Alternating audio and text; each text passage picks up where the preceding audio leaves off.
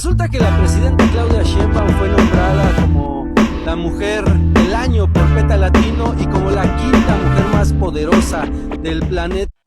Emil Klein. ¿Qué tal están todos? Espero estén teniendo un gran día lleno de muchas bendiciones y energía positiva. Yo soy Emil Klein y hoy, pues, tenemos un programa muy especial. México es un país que nunca descansa políticamente. Cuando no es una tragedia natural, es una crisis institucional. Cuando no es un accidente, es una batalla ideológica. Y cuando parece que todo está en calma, alguien se encarga de volver a encender el fuego. Hoy, México vive un momento particularmente complejo. Un nuevo gobierno, una presidenta bajo presión desde el primer día, una derecha agresiva, una región polarizada y un vecino del norte que no juega limpio. Hoy no vamos a gritar, no vamos a repetir consignas y no vamos a simplificar lo que es profundamente complejo. Para conversar sobre esto me acompaña un gran amigo del programa, periodista mexicano, alguien que vive la política no desde el trending topic, sino desde la realidad cotidiana de México. Luis Piña, bienvenido, amigo. Mi querido Emil, qué gusto estar contigo otra vez. Muchas gracias por la invitación. Feliz año, por supuesto, a ti, a todos los que nos van a ver, a escuchar. Que este año sea pues lleno de todas las bendiciones posibles, ¿no? Porque, bueno, aquí en México, como bien lo dijiste, no se descansa en información. Parecieran ya que pasó un sexenio entero, pero pues apenas llevamos uno. Sí, exacto. Ya bueno, ha pasado muy rápido, la verdad. Sí, no se ha dado tiempo ahora sí que como algunas personas han dicho, no se han dado tiempo de poder disfrutar la nueva política de la presidenta Claudia o incluso de estar melancólicos por la salida de Andrés Manuel. Entonces, ha sido todo tan rápido que pareciera que ya la presidenta lleva bastante tiempo gobernando, ¿eh? Sí, es cierto, muy cierto. Bueno, pero en esta conversación vamos a recorrer 5 grandes ejes, Luis. Número 1, el arranque del gobierno de Claudia Sheinbaum. Número 2, su herencia política, sus límites y la presión desde el primer día. Número 3, la guerra mediática y los ataques de la derecha, que eso se ha dado en todo el mundo y ya ves lo que ha sucedido en Venezuela. Número 4, las tragedias y los accidentes. Lastimosamente hubo un accidente de tren. Número 5, México en el tablero internacional. Y 6, la gran pregunta del fondo, o de fondo. ¿Qué México viene después de todo esto? Así que vamos a empezar con el bloque de Sheinbaum, herencia, arranque y límites. Vamos a ver, como marco general, Claudia Sheinbaum no llega al poder en blanco, llega con una herencia pesada, con expectativas enormes y con una oposición que no le concedió ni un solo día de gracia. ¿Gobernar o defenderse? Vamos a ver, Luis. Desde el periodismo mexicano, ¿dirías que Sheinbaum ha podido gobernar en estos primeros meses o ha tenido que dedicarse principalmente a defenderse? Fíjate, desde el periodismo mexicano, creo que es muy importante decir algo que creo que también se ve en todo el mundo. El periodismo está paseando por 2 vertientes. El periodismo, digamos, alternativo por medios digitales, con el que estamos hablando, y los medios corporativos que se han alineado aún a esta etapa anterior de lo que ellos nombran el modelo neoliberal. Entonces, desde la llegada del presidente Andrés Manuel López Obrador, pues se les cortó la tajada de dinero y eso ha generado que muchos de ellos, pues abiertamente han sido golpeadores. O sea, es evidente que un gobierno no es perfecto, ningún gobierno es perfecto y que la prensa debe de estar siempre al tanto, ¿no? Decía el presidente Andrés Manuel, la prensa se regula con la prensa. Pero justo en ese ámbito, pues esta prensa ha buscado hasta hacer fake news ¿no? En medios que normalmente pues no veíamos ese tipo de cosas. Entonces, respondiendo a esto, creo que desde el lado de que me toca a mí observar, desde el lado más alternativo y creo objetivo, porque afortunadamente pues mucho de lo que a nosotros nos mantiene es gracias a lo que nos ven las personas Sí. en redes sociales y a sus aportes, es que pues también nos sentimos a veces con el lujo de poder criticar cosas que no están bien. Sí. Y bueno, pues el gobierno de Claudia creo que ha pasado por varias vertientes. De manera actual, insisto, aunque parezcan 6 años de gobierno, lleva uno, se está acoplando, se está aclimatando. Es imposible, creo yo, que pueda ella marcar tal cual una vertiente clara desde el primer momento, aunque lo ha hecho.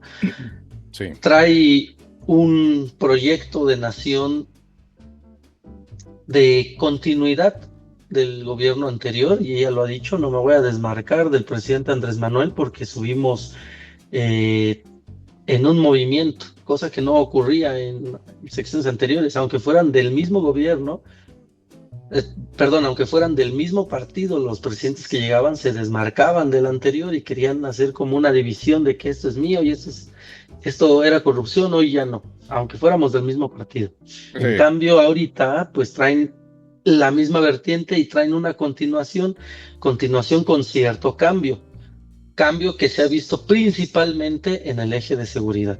En el eje de seguridad han avanzado de manera impresionante. Omar García Harfuch ha hecho un gran trabajo y siempre lo he dicho, Omar, que buscaba ser jefe de gobierno de la Ciudad de México, hubiera sido un desperdicio que se hubiera quedado como funcionario cuando él toda su vida ha sido un operativo en seguridad, y eso ha ayudado a disminuir de manera drástica los índices de inseguridad en nuestro país, que es algo que nos había costado en el sexenio pasado y que con la continuidad de los apoyos a las personas necesitadas, de la atención a las causas, como ellos mencionan, y la inteligencia, pues se han logrado dar grandes golpes al narcotráfico, y eso ha permitido que sea un gobierno de acción. Pero también ha sido un gobierno de responder. ¿Por qué? Porque ha estado respondiendo a ataques internos, ha estado respondiendo a ataques externos. La llegada de Donald Trump fue algo que sin duda supongo que su comportamiento no lo esperaban como lo está haciendo. El utilizar peras para poder negociar con plátanos, pues es complicado, ¿no? Sí.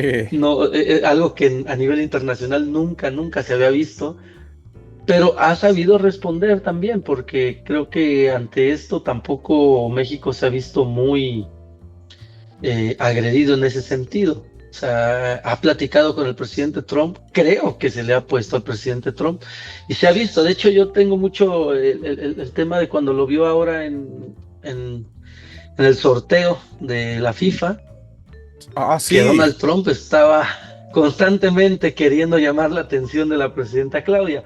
Entonces Sí. creo que eso muestra que se ha visto bien la presidenta en ese ámbito. Sí. Trump también le ha hablado bien, ha hablado maravillas de ella también en ciertas ocasiones. Ok. Entonces, ha sabido responder cuando se tiene que responder y ha sabido actuar cuando se tiene que actuar. Eso es a mi parecer. Muy bien, muy bien. Y hablando de continuidad versus sombra de AMLO, gobernar después de Andrés Manuel López Obrador no es un detalle menor. ¿México percibe a Sheinbaum como continuidad necesaria o como una presidenta que todavía busca salir de esa sombra? ¿Tú qué crees? Yo no creo que la presidenta quiera salir de la sombra de Andrés Manuel. De hecho, creo que es un activo político. Ok. Cuando lo requieren utilizan la palabra del presidente Andrés Manuel. De hecho, ella misma lo sigue mencionando como el presidente Andrés Manuel. Y los medios corporativos pues lo utilizan para desprestigiar, ¿no? De que entonces manda Andrés Manuel. Bueno, no se trata de eso.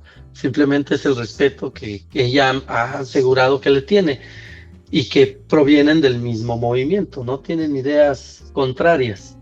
Claro, Sí. cada quien a su manera, cada quien a su forma, pero eso ha ayudado a que, insisto, continúen los proyectos que actualmente han ayudado a México a poder sostenerse económicamente y a mejorar la seguridad.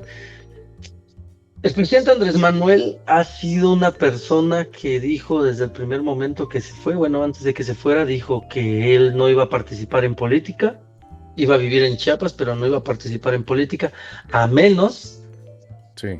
que se viera que la soberanía estuviera involucrada. Ok. Hasta el momento creo que lo ha cumplido, solo ha salido en 3 ocasiones ya. La primera cuando fue el voto del sistema del Poder Judicial, cuando fue la renovación y el voto popular por los jueces, magistrados y ministros. El segundo fue cuando presentó su nuevo libro, que también lo han mencionado mucho en la mañanera, la de Raíces. Ujú. El libro analítico de la historia de México para comprender el presente a su consideración de ellos. Y el tercero, pues el pasado fin de semana, cuando salió directo a decirle a Donald Trump que lo que había hecho no estaba bien y que por el momento no le mandaba un abrazo. Ok, es cierto, yo oí eso. Sí, mira, pero no hubo luna de miel, digamos, no hubo margen de error. Se le está exigiendo demostrar en meses lo que a otros presidentes se les permitió construir en años. ¿Tú qué crees? Y yo creo que sí, pero también ha logrado hacer cosas que presidentes en años no lo habían conseguido. Y retomo el tema de la seguridad, porque es el tema más, pues el que ha tenido a nuestro país en un problema grave desde la llegada de Felipe Calderón en 2006, ¿no? Cuando se dispararon los homicidios de manera impresionante y constantemente fueron aumentando, y hasta este momento ha habido una reducción importante. La percepción tan solo está cerca del 70% de la percepción de seguridad en el país completamente. Una coordinación con todos los estados, sean o no sean de la misma línea política, han trabajado para que se disminuya. Al final de cuentas no se puede politizar la seguridad en un momento tan grave como el que estábamos viviendo, ¿no? Por ejemplo, Sí. las cifras oficiales indican una caída del 32 al 37% en el promedio diario de asesinatos, ¿no? A finales del 2024, cuando llegó la presidenta Claudia, y finales del 2025. Mañana, de hecho, van a presentar pues el panorama anual del 2025. Sin embargo, mes con mes que lo presentan, pues han sido una disminución importante que no se tenía pues no, estamos en niveles previos a Felipe Calderón. Y eso te iba a decir porque aquí tengo una información sobre los presidentes y lo que han hecho. Con respecto al crimen, el resultado de Felipe Calderón, empezando por él, el resultado no redujo homicidios. ¿Qué fue lo que pasó? Al inicio de su gobierno, 2006-2007, los gobiernos eran relativamente bajos. Tras declarar la guerra contra el narco, los homicidios se dispararon.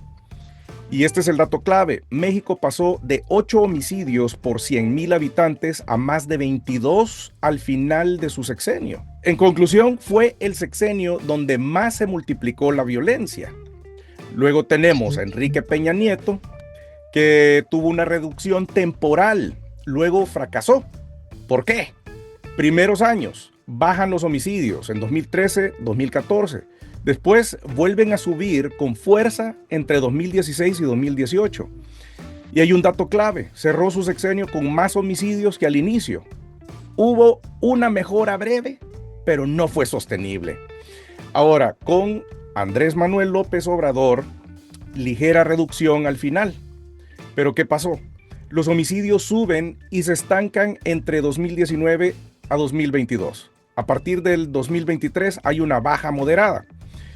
El dato clave es que la reducción existe, pero México sigue en niveles históricamente altos. Y en conclusión, Claro. sí redujo homicidios en la recta final, pero no logró volver a niveles previos a Calderón, que eso es lo que me vas a contar porque Fox, no sé qué habrá hecho ese señor para reducir tanto los homicidios. Y ahora con una conclusión honesta, Calderón los disparó. Se fue para arriba. Peña Nieto no lo sostuvo a la baja. AMLO logró una leve reducción tardía insuficiente. Si lo digo así, desde mi punto de vista, Claro. ¿verdad? No vivo en México, pero tú me puedes decir. Si la pregunta es, ¿quién lo redujo más? La respuesta técnica sería AMLO. Pero solo al final y desde niveles altísimos. Si la pregunta es, ¿quién resolvió el problema? La respuesta es clara, ninguno. Entonces, ¿tú qué me Claro. dices sobre todo esto? Fíjate, una cosa importante. Sí, Vicente Fox, de hecho, en realidad, con Vicente Fox, la variación de entre 2021 2001, perdón, y 2006 fue un aumento del 1.6% en los homicidios en el país. Sin embargo, pues creo que todavía estaban un poco estables, es mucho menos de la variación con Salinas, estamos hablando de los 90, 94, que fue hasta 1990 cuando empezó a haber este registro, ¿no? Sí. No obstante, sí, como bien lo comentas, había una tendencia alta hacia arriba, pero con Andrés Manuel logra llegar o sea, se nivela y empieza el descenso.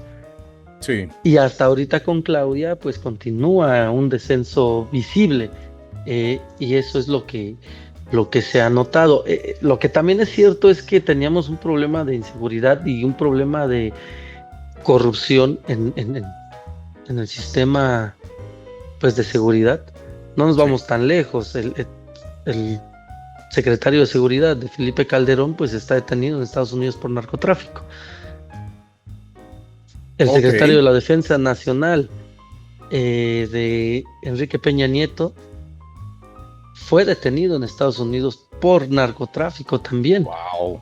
En la época del sexenio de Andrés Manuel López Obrador, que pues indagaron o ¿cómo podemos decirlo? Abogaron por Cienfuegos para que no se quedara en Estados Unidos. Es distinto, la realidad es que Estados Unidos lo detuvo por narcotráfico también.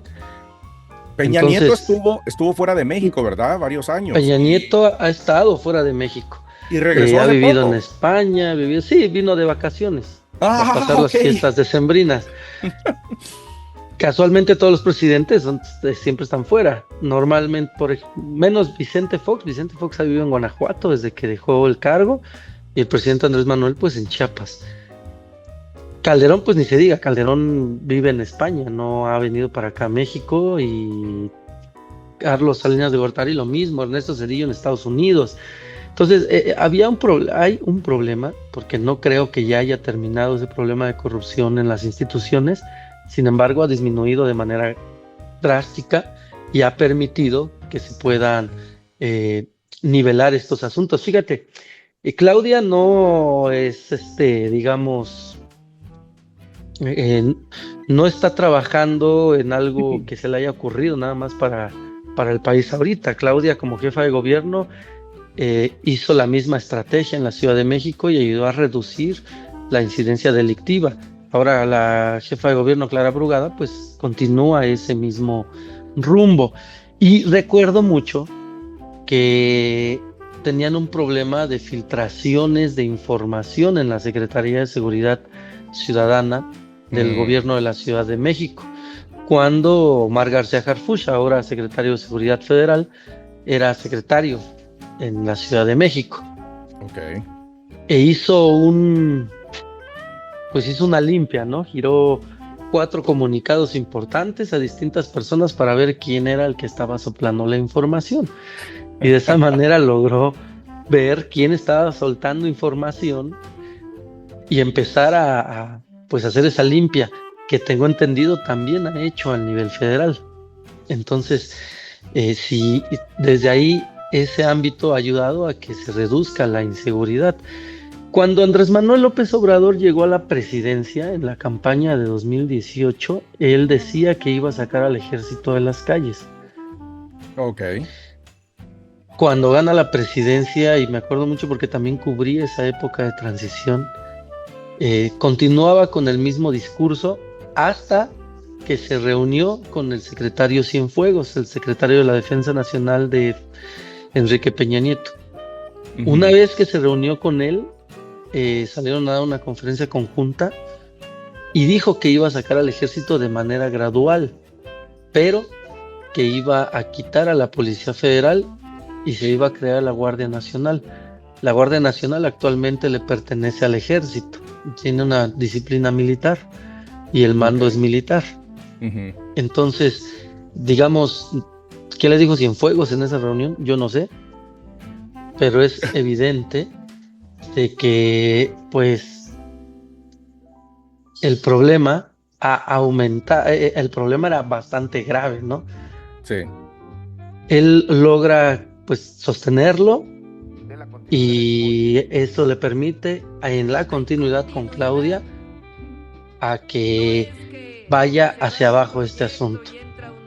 Yo estoy muy contento con la votación de ayer en la Cámara de Diputados, porque tiene que ver con la racionalidad, es actuar pensando en la gente, como tenemos que actuar los servidores públicos, despojarnos de nuestros intereses personales, por legítimos que sean, y pensar en el interés general. Ya lo hablamos. ¿Qué fue lo que se aprobó ayer en la Cámara de Diputados? Pues que se amplíe el plazo para que la Secretaría de la Defensa y la Secretaría de Marina nos sigan ayudando en las tareas de seguridad pública. Tengo aquí lo de la mano dura. Eso te iba a preguntar también, porque Claudia Sheinbaum no cree en la mano dura que se ha hecho en otros países. En mi caso, pues, en El Salvador, como Nayib Bukele, que ha hecho lo que ha querido y ha apresado a quien sea, pero me gustó mucho la respuesta de Claudia Sheinbaum, porque dice que ellos se aseguran de investigar que alguien haya cometido un delito. Y te voy a mostrar este video. Aquí hay, es un asunto de responsabilidad, porque hay quien aquí en México acostumbra decir es que se necesita mano dura, y no es eso, es un asunto de responsabilidad y honestidad, porque nosotros vivimos en México la famosa guerra contra el narco, en donde había mucha hipocresía, porque se destinaron recursos en una visión además por encima de la Constitución, de incluso matar delincuentes sin juicio, o presuntos delincuentes, porque cuando ocurre eso, pues ni siquiera se sabe. En eso nosotros no estamos de acuerdo. El respeto a la ley, el respeto a la norma es fundamental para la garantía también de la construcción de la paz. Entonces, nosotros vivimos eso, pero además con la hipocresía de un García Luna que estaba vinculado con el narco. Fíjense, por cierto, ahora lo ponemos, pues nosotros ya vivimos eso. Entonces se requiere honestidad y mucha responsabilidad, atención y disciplina para atender, y estrategia, el tema de la inseguridad en México, y cooperar con Estados Unidos para evitar al máximo que lleguen drogas a Estados Unidos, porque no queremos que llegue fentanilo ni a los jóvenes de Estados Unidos, ni a los de México, ni a ningún lado. Son drogas que tienen efectos muy, muy graves. Ahora, como lo hemos dicho en muchas ocasiones, Estados Unidos también tiene que actuar atendiendo a las causas, evitar que los jóvenes se acerquen a las drogas. Esa es parte sustantiva en la construcción de una política de construcción de la paz en el más amplio sentido de la palabra. Sí. Es que fíjate, perdón que te interrumpa, a veces tenemos esa idea de que, como lo mencionaban aquí en México también, el famosísimo mátalos en caliente. Los detenían y mátalos en caliente.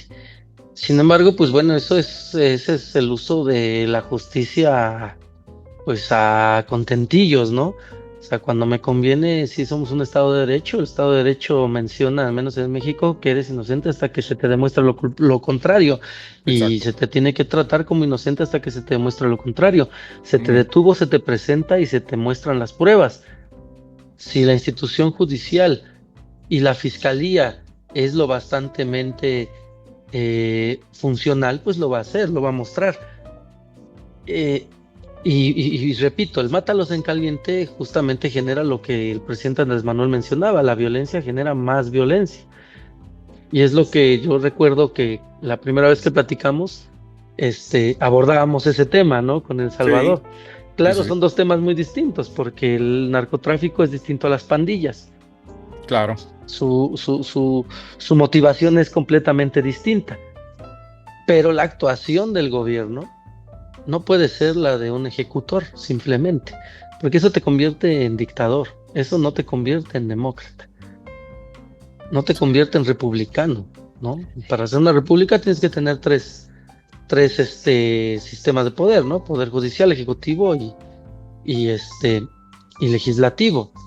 Si tú de manera clara, tú eres ejecutivo, legislativo y judicial, pues entonces eres una dictadura, no eres un país democrático ni republicano.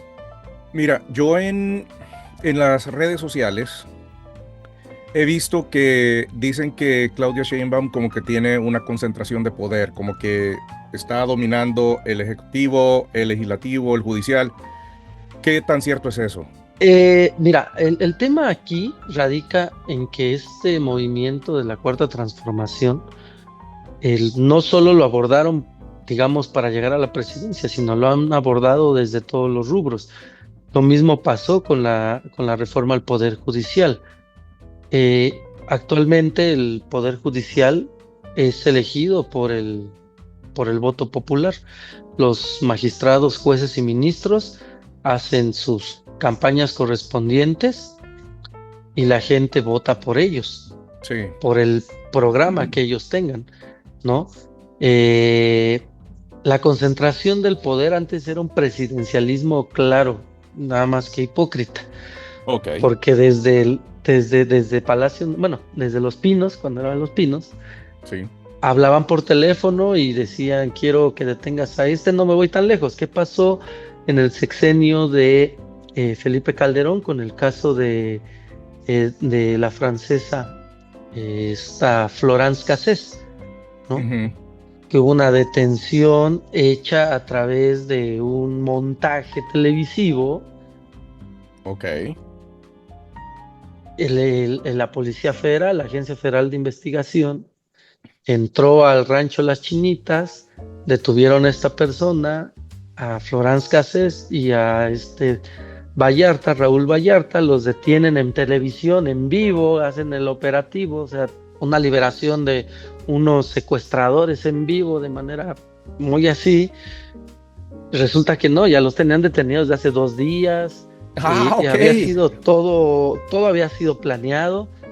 Ok. Y estuvieron detenidos y el Poder Judicial, a pesar de las irregularidades en el proceso, no los dejaban salir. Apenas hace unos meses, estamos hablando de 4 meses aproximadamente, Raúl Vallarta salió libre por las fallas en el proceso. No es posible que alguien que tengas detenido sin presentar, con un rastro de tortura, con una presentación en vivo, con un operativo, lo pongo entre comillas porque insisto, fue un show. operativo, fue un show exactamente, y están los videos y cualquiera lo puede buscar así y va a ver el operativo en vivo a través de la televisión. Pues eso es un fragante violación a tus derechos humanos.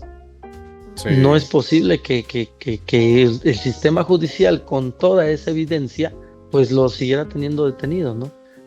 Claro. Pero era una petición de Felipe Calderón y de García Luna. Entonces, ese es el problema. O sea, eso ya estaba claro que sí. Ahora, la concentración del poder radica, o lo asumen, porque tienen una convicción similar. Al final de cuentas tienen que trabajar en conjunto. Sí. Si tú detienes un narcotraficante pesado, es difícil que un juez, o sea, te detiene al Chapo Guzmán y que un juez lo libere. Sería como, oye, me acaban de matar a 35 soldados y tú lo vas a dejar libre. Mínimo, manténlo detenido cierto tiempo para poder trabajar y presentarte las pruebas, ¿verdad? Sí. Y en el poder legislativo, pues digo, el poder legislativo y el poder ejecutivo en todo el mundo trabajan de la mano. No es algo, Sí. no es el hilo negro, ¿no? O sea, para que sea funcional una república requiere una cooperación.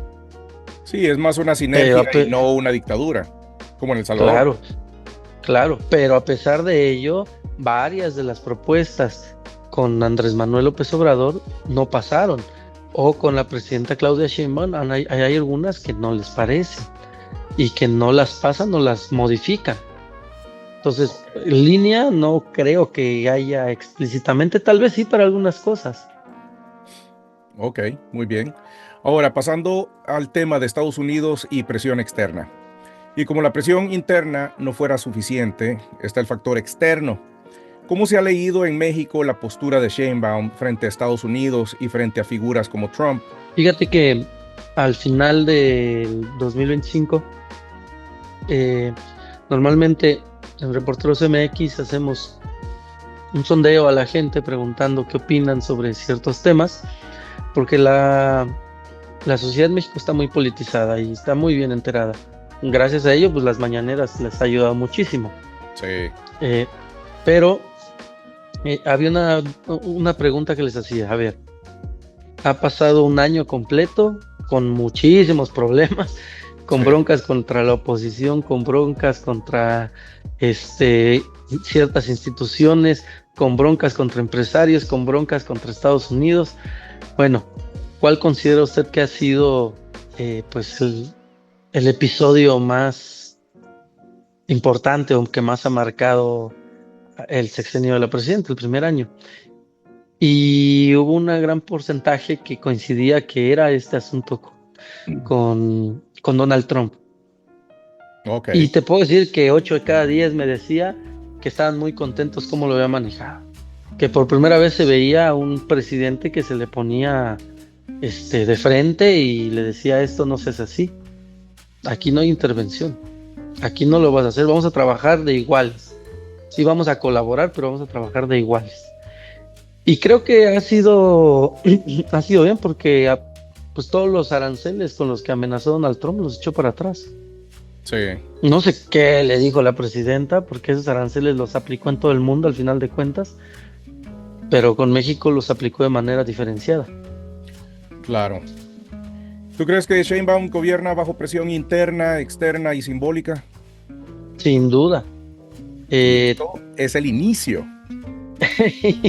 La derecha tiende a radicalizarse, y creo que la derecha este año va a estar más radicalizada, y evidencia de ello es el ataque a Venezuela, ¿no? Sí. El año pasado constantemente varios de los actores políticos nacionales exigían a Estados Unidos que interviniera en México, y bueno, los tiran de a locos porque ni los recibían. Sin embargo, pues esa es una violación flagrante a la soberanía nacional, y que un legislador de tu propio país vaya a otro a pedir eso, pues es algo que no puede entenderse.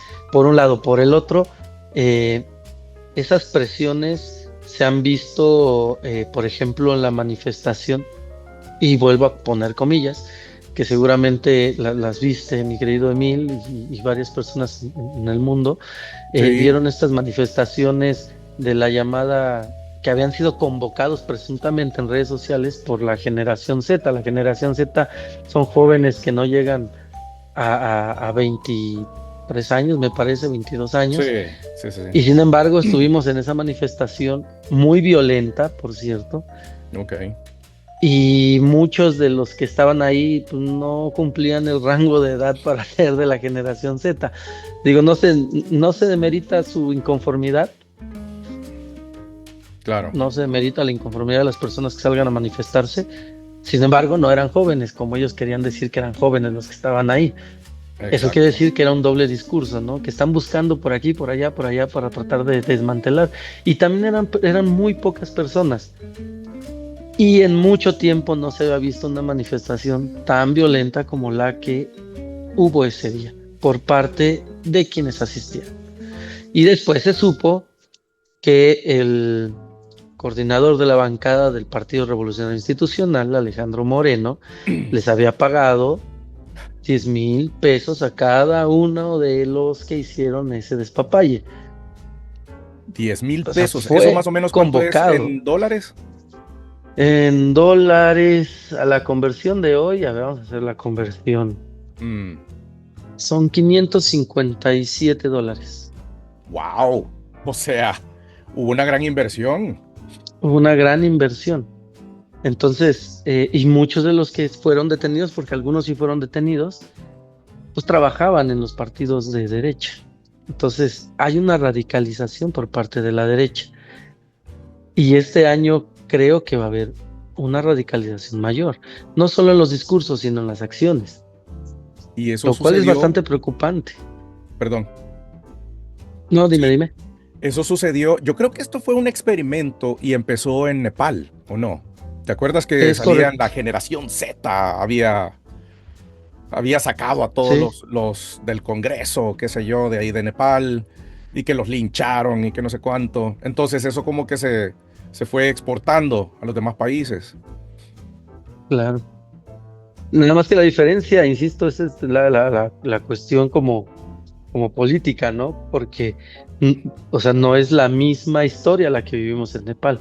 Querían emular lo mismo, querían pensar que los jóvenes estaban molestos utilizando ciertos discursos, pero la realidad es que no, o sea, actualmente a la juventud se le ha atendido muchísimo a como yo cuando era joven. Sí, sí, sí. No, o sea, se le ha atendido demasiado, todos están becados, se han abierto universidades, se ha abierto el acceso a la educación de nivel media superior a todos los estudiantes, o sea, nadie se queda fuera de la educación media superior.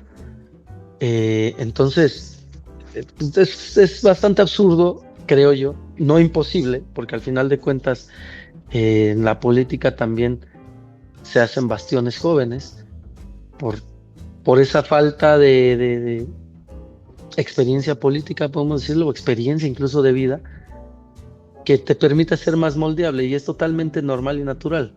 No obstante, pues si también se dan cuenta de las cosas, pues es difícil que también los jóvenes, de una manera como antes lo hacíamos, pues se suban a todo esto, ¿no? Anteriormente éramos 4 de cada 10 personas que intentaba entrar a la educación media superior se quedaba fuera.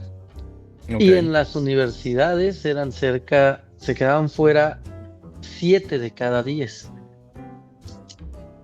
Wow. Entonces, muchos no entraron a tomar educación profesional porque no tenían esas oportunidades. Y una vez que te quedabas fuera, pues también los costos, o sea, era muy poco lo que les pagaban, ¿no? Sí. Y actualmente, pues también reciben el apoyo de Jóvenes Construyendo el Futuro, por ejemplo. Terminas tu escuela o no estás estudiando, te enseñamos un oficio y mientras te enseñamos ese oficio, te pagamos más del salario mínimo que está actualmente en 9,000 y algo de pesos, cerca de los $556 que les dan de manera mensual. Entonces, ellos mismos han visto estos cambios. Mira, ¿y han subido el salario mínimo o eso todavía está en proyecto? Porque supe que Sheinbaum quería subir los salarios mínimos y como controlar los precios del mercado, como para que no haya una inflación. El primero en aumentar el salario mínimo fue Andrés Manuel López Obrador. Ok. Año con año lo aumentaba. Era algo muy curioso porque, por ejemplo, el último año de gobierno de Enrique Peña Nieto y que lo anunciaron con bombo y platillos, aumentó 88 pesos el salario mínimo. Ok. Posteriormente, con Andrés Manuel López Obrador, aumentó en 2019 102 pesos, 2020 123, 2021 141, 2022 172, hasta 2024 con 248 pesos. Es decir, que triplicó lo que costaba el salario mínimo. Eso costaba O sea, el salario mínimo general en pesos diarios estaba en 88 pesos en el gobierno de Enrique Peña Nieto a su salida. Ujú. A la salida de Andrés Manuel López Obrador, el salario mínimo llegó a estos 248 pesos, un aumento totalmente gradual, diarios. Y actualmente ha pasado a 315 pesos de manera mensual. Esos 315 pesos, te lo pongo aquí rapidísimo, Sí. es una cantidad de 9,450 pesos mensuales. Mientras que en el sexenio de Peña Nieto, Sí. el salario mínimo estaba en 2,640 pesos. Ok. Estamos hablando de un aumento de 7,000 pesos. Ok. Y antes de Peña Nieto, el costo del salario mínimo en 2016 era de 73 pesos. Y si así nos vamos, llegó a estar cerca de 50 pesos el día, ¿no? Ok. Wow. Entonces, te aumentaban centavos o un peso, era lo más que te aumentaban. Entonces, de repente llega este gobierno, estos gobiernos, y te aumentan 120, 200 y tantos. Entonces empieza a haber una clara recuperación en la economía de la gente. Y a eso le sumamos los apoyos a las personas, los apoyos sociales, que tienen desde la Ciudad de México tan solo, las mujeres embarazadas reciben un apoyo mensual. Ujú. Cuando nacen los niños reciben un apoyo mensual los primeros 3 años de vida, junto con una atención médica Y para eso, que tengan un buen desarrollo, porque es la primera infancia, y para que tenga un buen desarrollo en la primera infancia. Cuando llegan a la primaria, llegan con la beca, Mi Beca para Empezar se llama, de ahí hasta la preparatoria. Una vez llegando a la preparatoria, les dan un apoyo también mensual o bimestral para transportarse y poder acudir a la escuela. Y en la universidad tienen su apoyo. Y una vez terminando la universidad, tienes Jóvenes Construyendo el Futuro, y también mientras aprendes el oficio o agarras experiencia, te pagan. wow. Y de ahí ya después el apoyo lo tienen hasta los 50 años, porque es cuando empiezan ya a decaer como el estilo de vida, no tener trabajo, las enfermedades y demás, y entonces te dan un apoyo bimestral. Y después viene el apoyo a adultos mayores de 60 hasta que pereces. Increíble. Entonces, podemos decir que hay un aumento en su ingreso para todas las familias, ¿no? Porque no solo es el que está trabajando que recibe ese dinero, sino también ya sus hijos, la mamá, la abuela, el abuelo. Y fíjate, en El Salvador, bueno, la pensión aumentaron un poco si las personas estaban ganando menos de $400 recibiendo su pensión. Lo subieron a $400. Pero a la vez, el gobierno está tomando del fondo de pensiones para hacer otras cosas. Entonces, el problema es que El Salvador vive con préstamos increíbles. Es que casi que todos los días hacen un préstamo. Entonces, ¿cómo van a pagarle a estas personas en un futuro? Sí. Es decir, si yo me hubiera quedado en El Salvador, creo que yo ya no vería la pensión. Pero ¿sabes una cosa? En México también se tuvo el mismo problema. Antes se daban las jubilaciones, el gobierno y el empresario, podemos decirlo de esa forma, le entraba el dinero a las jubilaciones. Empezaron a decir que no iba a haber dinero que alcanzara y metieron los llamados afores. Actualmente, Ok. en mi caso, yo ya no puedo acceder a una jubilación. Y mi pensión es dependiendo de lo que yo haya ahorrado en toda mi vida. Ajá. No obstante, pues lo que se ahorraba pues, era una cantidad mínima, porque además las Afores tienen la autorización de poder utilizar tu dinero para invertir y generar dividendos. Pero Ok, si sí, pierde, sí, sí. pues ya, gracias por prestarnos, ¿no? Gracias por participar. Gracias por prestarnos, vemos cómo te ayudamos, ¿no? Entonces, eso es algo que dicen, no, eso no es posible. O sea, al final de cuentas, si gana el dueño del Afore, pero pierde el trabajador. O sea que esto de Afores es como como las que tenemos nosotros, AFPs, o como lo que se dio en Sí, Chile. así es, que lo que ha generado, y lo podemos ver, es una miseria el retiro de las personas, Sí, ¿no? Es una miseria el retiro de las personas. sí. De haber trabajado tanto tiempo, pues tendrás que seguir trabajando porque no te va a alcanzar lo que recibes. Claro está que, bueno, al menos aquí en México, pues ya tenemos, además de tu pensión que puedas recibir de ahí, pues el apoyo de las pensiones de los adultos mayores. Y la ventaja es que todos estos apoyos no son programas gubernamentales que vayan cambiando conforme entra o sale el gobierno o lo cancelo. Son programas que están en la Constitución Política de los Estados Unidos Mexicanos. Ok. Y para poderlos quitar, pues se requiere las 2/3 partes de todos los legisladores. Y las No como en El 2/3 Salvador, partes de que todos los estados. no como en El Salvador, que si Bukele dice, quiten esto, Se quita, lo se quitan. quita. Sí, pongan Sí, esto no. otro, lo ponen. Bueno, wow. Bueno, vamos a esto. Miedo y desinformación. El miedo sigue siendo un arma política poderosa. Pregunta, ¿qué narrativas de miedo se están utilizando contra Sheinbaum? Todas las que hay, las habidas y por haber. Todas las Tan del solo hoy manual. todas las del manual. Tan solo hoy en la conferencia de prensa matutina, la presidenta Claudia Sheinbaum cuestionaba a un diario mexicano de circulación nacional, el Reforma, que ponía en sus 8 columnas que Maduro salpicaba a México en su juicio de ayer, que se había mencionado a México, al cártel de Sinaloa y no sé qué tanto asunto en esos expedientes que no sé cómo los obtuvieron porque pues no se han presentado una sola prueba. Una. Y segunda, ella cuestionaba, ¿cuál es la intención de ponerlo en primera plana y en 8 columnas?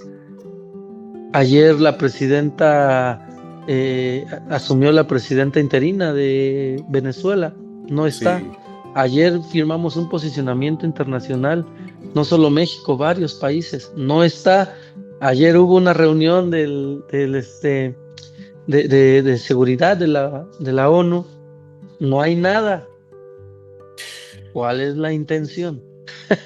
Sí, hay mucha desinformación. Fíjate que tengo aquí un video.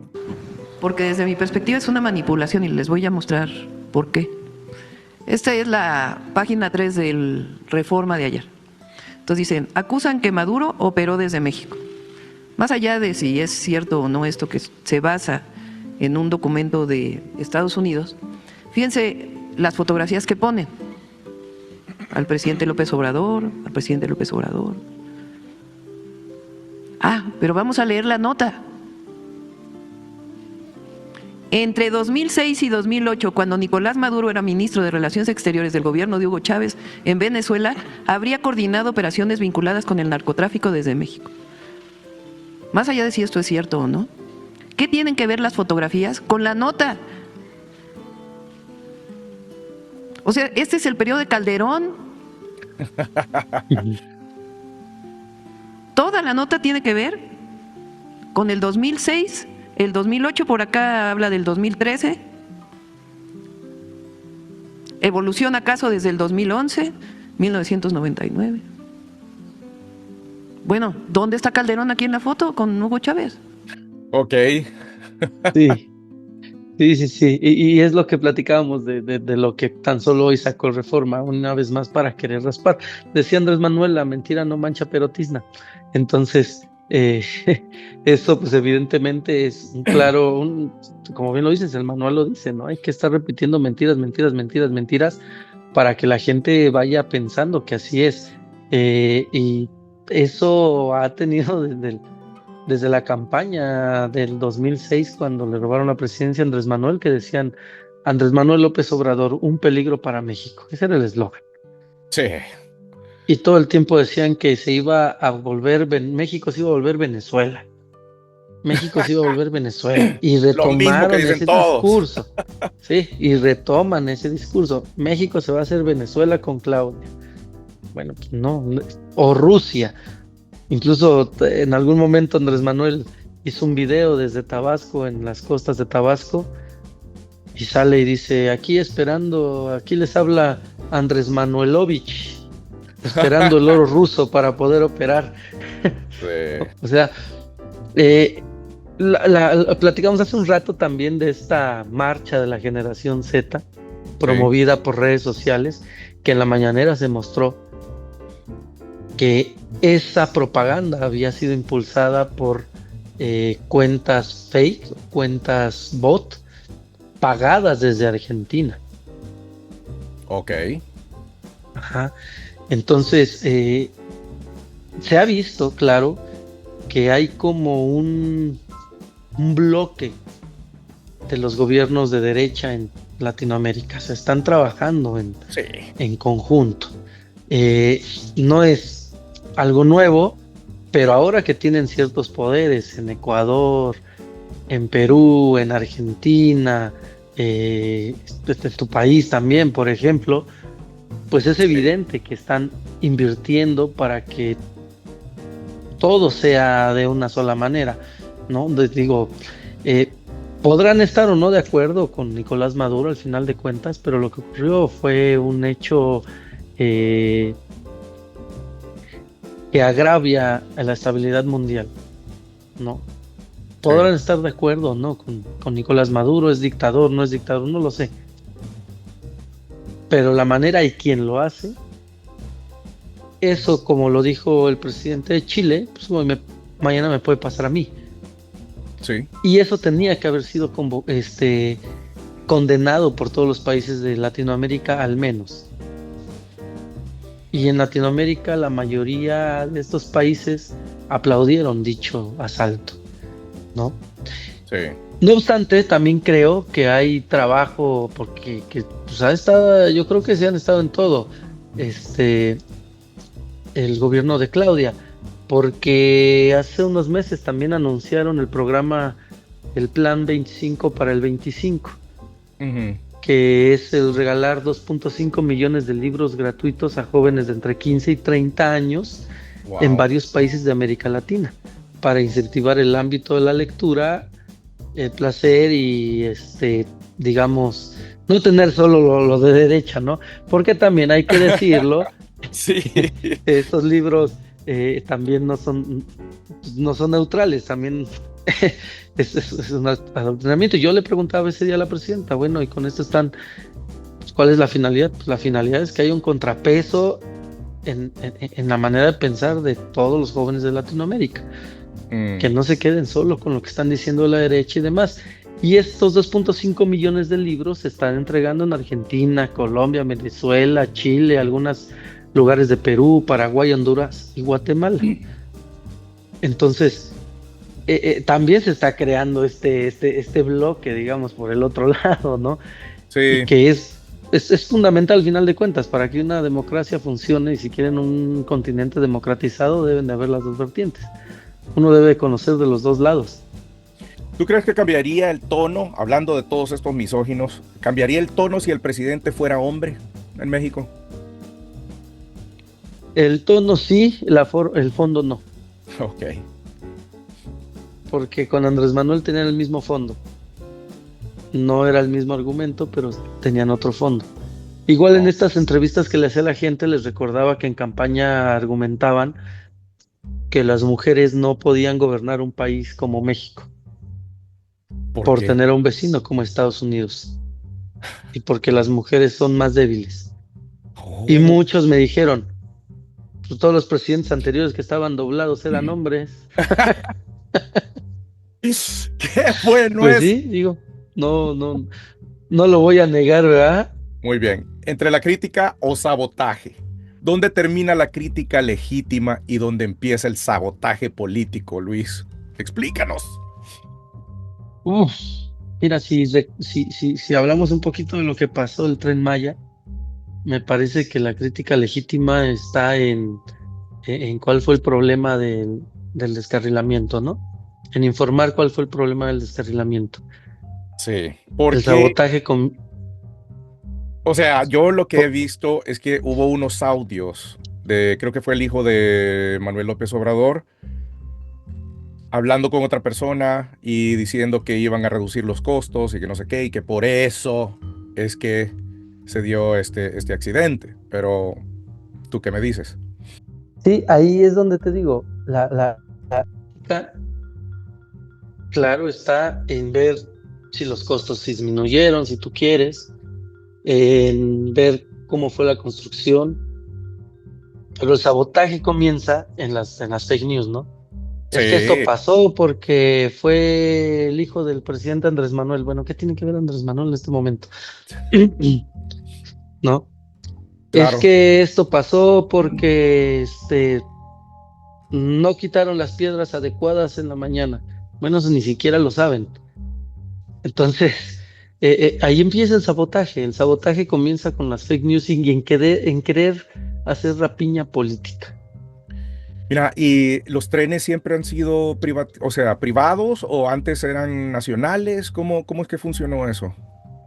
Mira, los trenes hasta antes del sexenio de Cedillo eran Ujú, nacionales. Con la llegada de Ernesto Cedillo, los trenes fueron privatizados. ujú. Eh, se, se- Se acabaron los trenes de pasajeros que comunicaba todo el país. Se volvieron nada más de carga. Ah, ok. Cuando Ernesto Cedillo termina su sexenio, se va a trabajar a una consultora ferroviaria en Estados Unidos. Ok. Porque ahí está el negocio. Ahí está el negocio. Ahí está Wow. el negocio. Pues digo, él privatiza los ferrocarriles y se va a trabajar a una consultora de ferrocarriles en Estados Unidos. Entonces, eran privados hasta la llegada de Andrés Manuel. Con la llegada de Andrés Manuel, se hacen los decretos de trenes públicos y se vuelve la construcción del Tren Maya. Ok. Y posteriormente la reactivación del tren transísmico. Y actualmente con el proyecto que tiene la presidenta Claudia de hacer líneas de trenes por todo el país. ¿Y Así es. estos audios son auténticos? ¿Tú crees que es la voz de esta persona o...?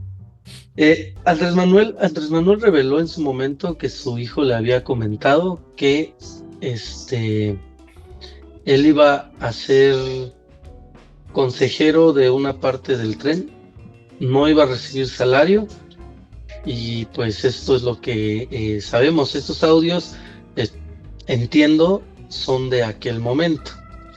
Ok. No obstante, también considero que pueden estar fuera de contexto, porque solo muestran una parte de lo que se menciona y no ni lo que ocurre antes ni lo consecuente, ¿verdad? México, Estados Unidos y diplomacia bajo presión.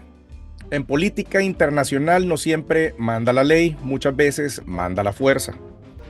Los ejes: presión estadounidense real, migración, seguridad y comercio, el tono Trump, escenarios posibles para México. Prudencia inteligente o riesgo de ser leído como debilidad.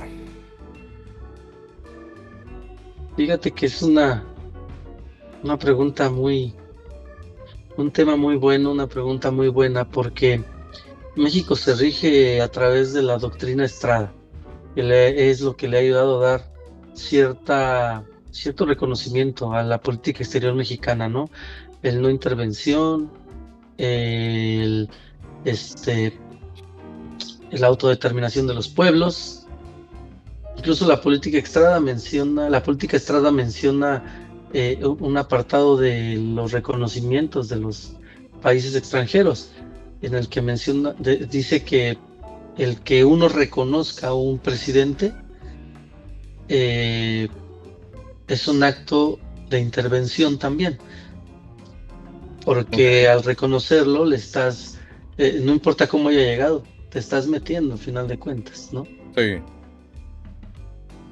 Si él llegó por la vía democrática y tú no lo quieres reconocer, pues es un acto de intervención también, de política intervencionista. Entonces, México ha sido muy neutral. No estoy muy de acuerdo en temas como los que han ocurrido, Sí. pero bajo la misma doctrina Estrada es que sacaron este pronunciamiento criticando esta intervención de Estados Unidos porque viola lo que la doctrina Estrada menciona, ¿no? Desgraciadamente, creo que bien lo mencionaste, en política internacional la fuerza es la que manda. Sí.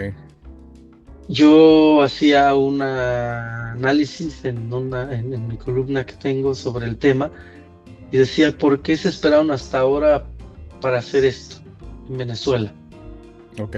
Me parece algo curioso que unos días antes también Donald Trump había hablado con Zelensky y con Vladimir Putin sobre la guerra con Ucrania.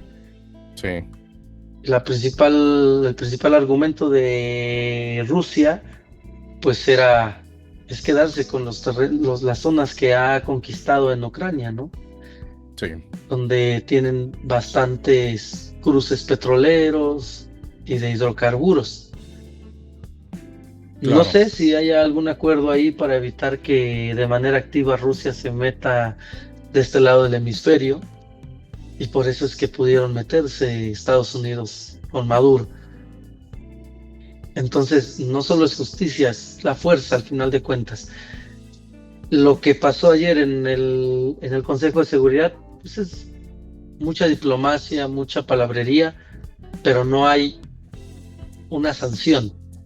Lo que pasó con México en Ecuador no pasó a más de romper algunas relaciones y de algunas condenas. Pero si desde ahí se hubiera frenado eso, porque fue lo mismo a una escala menor, pues creo que no hubiera pasado lo mismo en Venezuela. Claro. Mira que Claudia Sheinbaum ha sido muy prudente en ese aspecto y ella trata de evitar a todo costo decir que van a actuar de forma bélica en caso Estados Unidos llegue a entrar a México. Ella siempre se mantiene al margen, que es muy bueno. Y yo vi, creo que fue ayer, que muchos periodistas estuvieron ahí preguntando, ¿pero qué se va a hacer? Citaron el himno nacional de México. Y no sé, o sea, esto me parece que es muy prudente de parte de ella. Claro. Y no actuar de forma precipitada, decir qué es lo que se va a hacer. Aunque también como que nos deja a todos con esa pregunta, con esa incógnita de que qué va a suceder si algo sucediera ahí. Híjole, México no creo que tenga la fuerza militar para sostener una invasión norteamericana. Sí. ¿No? De hecho, tengo entendido que las Fuerzas Armadas tienen, a través del tiempo, planes para resistir únicamente. Es decir, si llegara a haber una invasión norteamericana, lo que haría el ejército en primera instancia sí es repeler el ataque y posteriormente convertirse en un ámbito de guerrillas y de entrenamiento de guerrillas, porque el territorio nacional permite el combate de guerrillas, y el combate de guerrillas al final de cuentas también es disuasorio, esperando la intervención mundial, ¿no? Que pueda entrar alguien más al conflicto y poder hacerle el quite, como quien dice acá en México, ¿no? Sí. Entonces, militarmente no tiene, pues, la manera de poder aguantar eso. Entonces creo que también si no tienes la manera de aguantar, pues tampoco la puedes retar. Exacto. Y menos a una persona con Donald Trump como lo es, ¿no? Sí. O sea, me parece que ni Rusia ni China se han atrevido a alzar la voz en un ámbito más bélico. También se han mantenido muy prudentes. Se han exigido, han sido duros, pero no han sido bélicos. Sí. Luis, de verdad te agradecemos mucho tu tiempo, tu análisis y la claridad con la que nos ayudaste a entender este momento tan complejo. Ha sido un gusto enorme conversar contigo. Esta siempre será tu casa. Muchísimas gracias por acompañarnos. Mi querido Emil, muchísimas gracias. Siempre es un placer platicar contigo. Se nos va el tiempo de volada, nos agarramos largo y tendido hablando de un montón de temas. Y qué gusto que pienses en mí, por ejemplo. Y muchísimas gracias a ti, a todos los que nos miran. Yo les agradezco de corazón, les espero, insisto, un 2026 bueno, que esto baje un poquito, porque empezamos el 2026 muy movido entre el temblor y lo que pasó en Venezuela y lo que está pasando aquí, está canijo. Entonces, espero que bajen los decibeles un poquito y dispuesto para cada que lo necesites. Y si me permites el comercial, que nos sigan en redes sociales, en Twitter @Luis_Pinamac, en Instagram igual, Pinamac5632. Ahí pues pueden contactarme en el momento en el que guste. Muchas gracias, Luis. Y a todos ustedes, nos veremos a la próxima. Emil Klein.